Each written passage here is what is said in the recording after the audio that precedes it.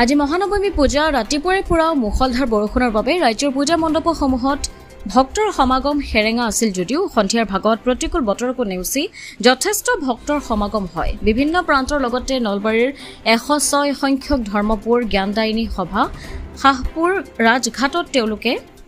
ৰাজঘাটত আচলতে লোকে লোকাৰণ্য পৰিৱেশ পৰিলক্ষিত হয় সন্ধিয়াৰ ভাগত।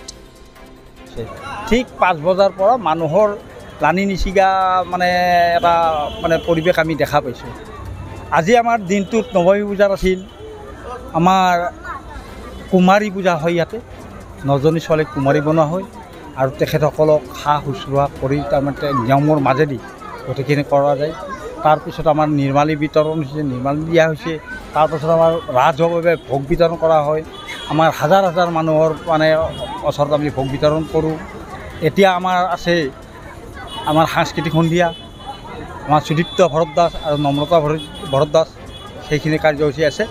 আমাৰ এই দুৰ্গা পূজাৰ খুব মাৰাত্মক মহিমা আছে। তাৰমানে হিন্দু মুছলিম আমাৰ ভাই ভাই, ইয়াতে কোনেও কোনো জাতিক আমি এৰি নচলোঁ আৰু আজিলৈকে আমি চলিও অহা নাই।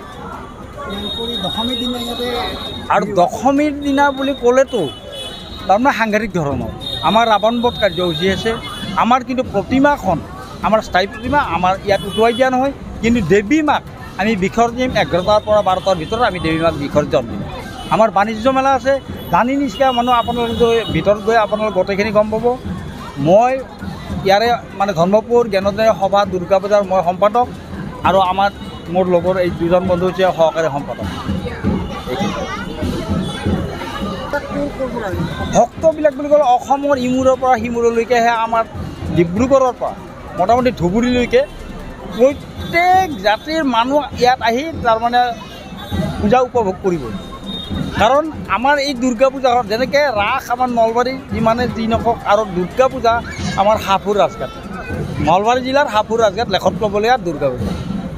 আৰু আমাৰ মিডিয়া, আপোনালোকৰ যিখিনি আমাৰ মিডিয়া আছে, মিডিয়াখিনিও আমাক যথেষ্ট সহায় সহযোগ কৰিছে আৰু ভৱিষ্যতে সহায় সহযোগ কৰাৰ বাবে মই তেখেতসকলক অনুৰোধ কৰিছোঁ।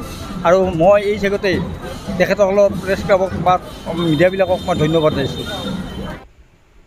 নলবাৰীৰ পৰা ভৱজিৎ বৰ্মনৰ ৰিপৰ্ট, অমৃত নিউজ 24/7।